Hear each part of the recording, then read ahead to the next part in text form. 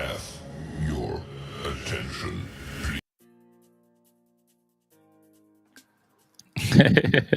Just me. Ladies and gentlemen.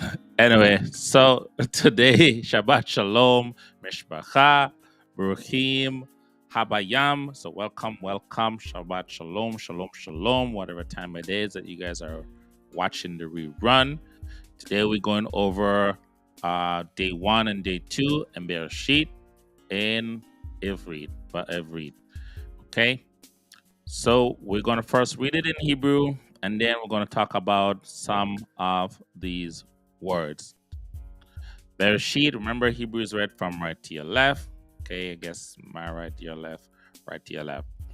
Let me see if I can switch the camera angle around a little bit. All right, this is good. This should be good enough. All right. Bereshit, that's the first word there. Bara, Elohim, eight hashamayim, we eight haaretz. We haaretz aita tohu wavohu we hoshek al penei tehom. We ruach Elohim merachefet al penei hamayim. Wayamer Elohim yehi or yehi or. And that's the light, right? We're going to look at those words.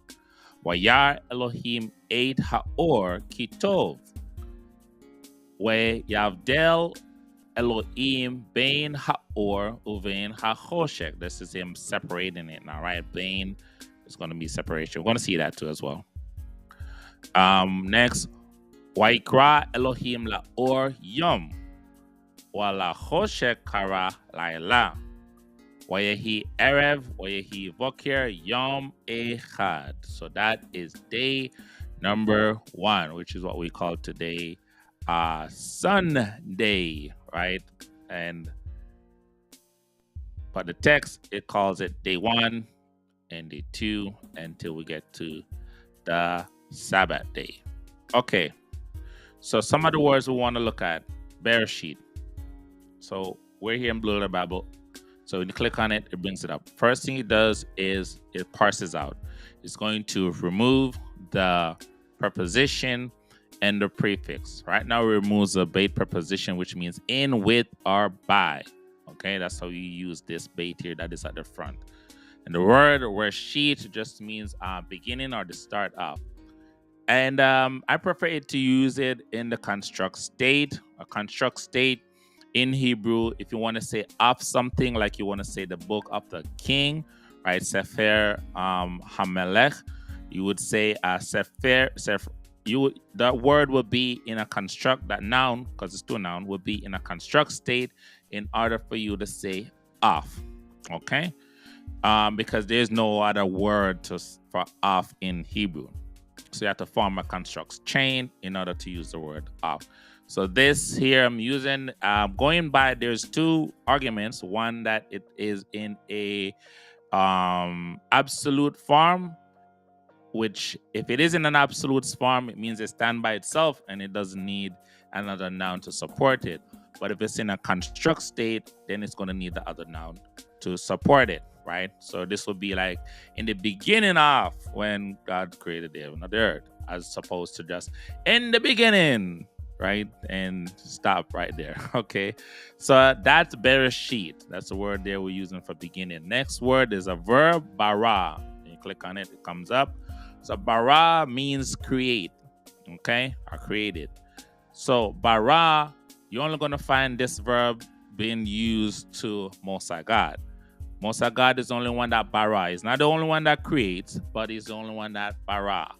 Other people, like human beings, will create with a different verb will be used at that time. Okay? So, the Most High bara, like he is doing here in the beginning. Then we have Elohim. So, Elohim is what is being translated to as God. Okay? When you click on the Strong's number here, it comes up. And then it will show you different ways that this word has been utilized. It's being used as God with a capital G. Everybody know the capital G means a big G, the Most High God himself. Then you have the small g, which are, those are, for the most part, will be idols. It could also be the malach, or the malachim, the angels, what people call angels or messengers today. And also it has been used as judge, right? We see 5 times it's used as judge. One time they used the Most High's name as God as well too. And we have goddess, great, mighty, again, angels, and exceeding. So those are the ways you'll see this word have been used. So how do you know when to use it as such?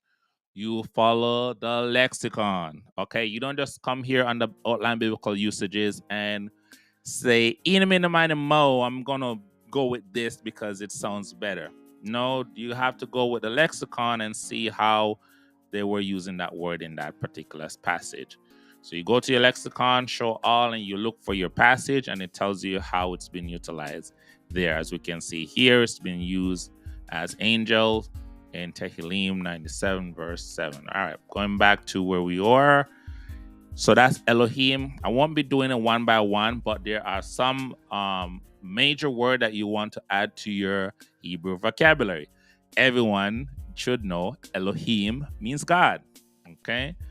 Next word is you have eighth. Now I want to do a class on eighth because eighth is very interesting. This word here does not translate to anything in English. I repeat, this word does not translate to anything in English. It is just there to tell the reader what's going on, okay? And what is it? It is called a definite direct object marker, okay? And it's there to, you will find it before the object that is the verb is being taken on or being done to, okay? So, and that verb is going to have the definite article on it, okay? That word, hope I didn't say verb, but that word is going to have the definite object, definite article, I should say, on it. So what is a definite article? It is the word for the in English, the, the.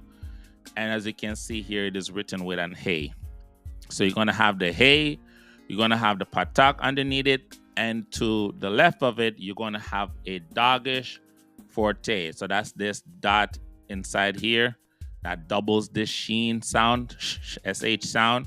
So that's what happens. This is how typically a definite article looks like. So if you want to write the, like the man, like right here saying the heaven, it's going to be inseparable to the word for heaven, which is Shammai. So Shammai, that's the word for heaven or sky, and Ha just means the. So Ha Shammai, the heaven. Okay, so that's another word you can add. And we have the eighth here again because it's more than one thing that was being created, and it's the heaven and the earth. So the word for earth is Eretz. Or here we have Ha because that's a definite article for the. And you have Eretz, which is earth. All right. So that's day one. There are more words, but that's all I'm going to do for just the first line. Notice as well how much word are in the first line. This is just how fascinating Hebrew is when it comes to numerology and stuff like that. So we got Bereshit 1, Bara 2, Elohim 3, 8, 4, Hashamayim 5, 8, 6, Haaret 7, which means completion. Okay, so that's how fascinating learning Hebrew can be. Just the first verse alone just shows you so much magic that you wouldn't normally see if you're reading the English, right? So that's so in day one we have light being separated from darkness and light being separated to give you Echad, the first day, right? Let me see if there was any other major word that I wanted to bring your attention to before we move on. Like I said, or. So let me, and yum, we could talk about or and yum. So or, this is your word for light. Or. Not or like, I mean, it is written like that, or, but not or, not tea or coffee, all right? So or, that is the word for light. Could be used as light, sometimes used as day, bright, clear, stuff like that. Okay, and that's the word that they use for light. Which other word that I wanted to look at? Oh, there's another interesting word. Well, two words, right? The tohu avohu. I got the tehom here. Choshek. All right, tohu wavohu. You know, I don't want to go into it because I would have to go into different passages if I want to talk about this one. We're just going to keep it pushing, okay? Our yom echad. Can talk about yom echad. Yom. This is the word for day. Like we just did Yom Kippur, the day of atonement, right? To Kippur is atone. Yom Kippur. So that's how you say day in Ivrit, like biblical Hebrew, or even modern day Hebrew, because they're pretty much similar.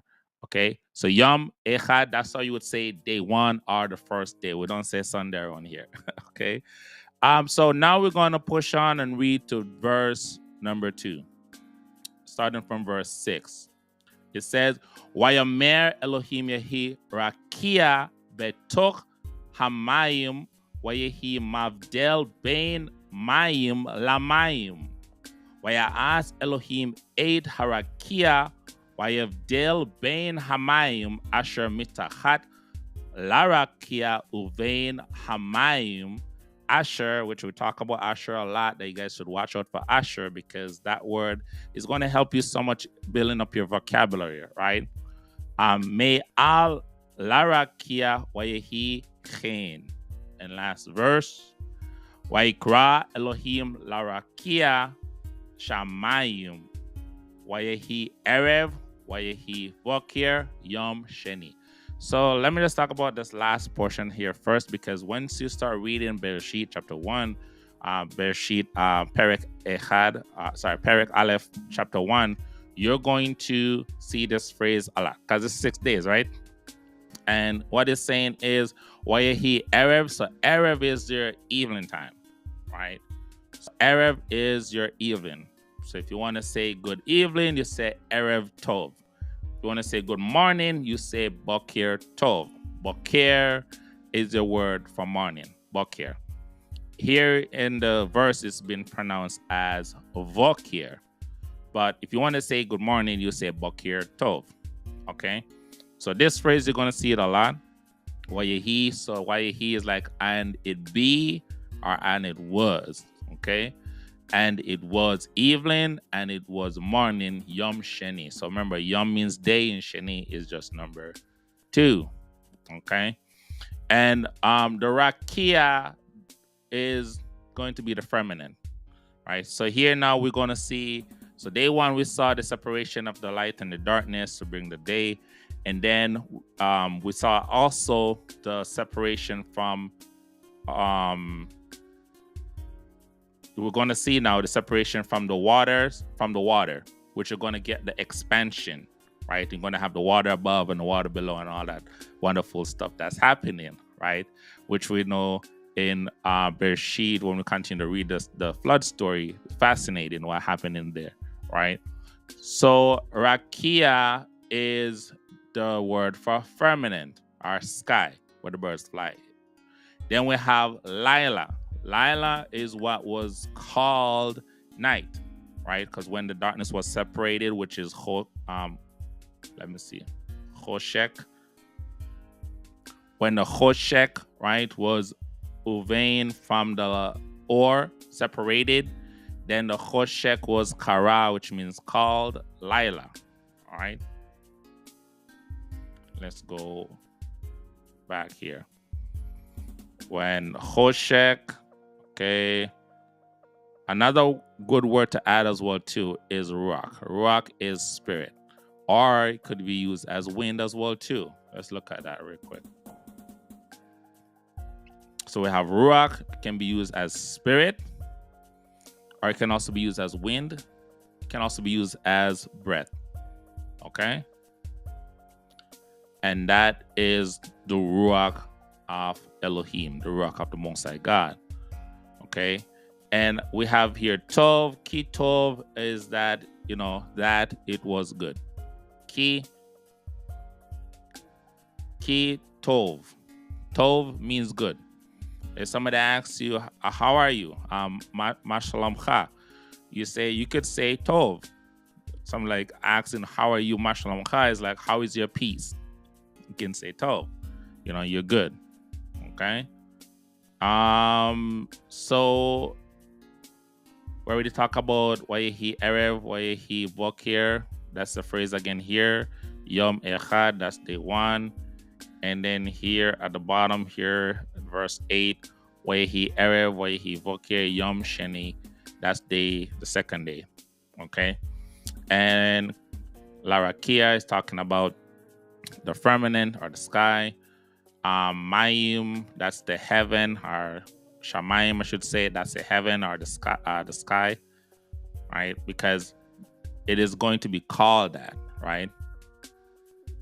The firmament is going to be called, just like how we have the darkness, the Hoshek, be called Lila, right? So they're getting new names, okay? So we see the Most High putting things in order, taking kingdom out of chaos. Things was in a chaotic state, the tohu avohu state, and it's taking it out of that state to put it in an ordered state. Okay, tohu avohu. We also see that in, I believe it's in Devarim, where we're going to see, because even a wilderness can be considered to be a tohu avohu. Okay, but I don't want this video to be too long. I get carried away in Ivrit, man. If you have any question or any suggestion, I want to keep doing all these days, little by little. So we're gonna keep going at it. Bear sheet. I might get a slide and just do it back over from day 1, going all the way to day number 6, and going over to chapter 2. So this is what I want to start doing. I want to start reading the Hebrew text in Ivrit, especially on this channel and other channels that I have. I will be going over different versions of Bibles and those other channels. And over here, I would like to do the Hebrew section. So thank you for tuning in. Until next time, Leitra out. Leave a comment. Big up yourself if you don't know. Shalom, shalom.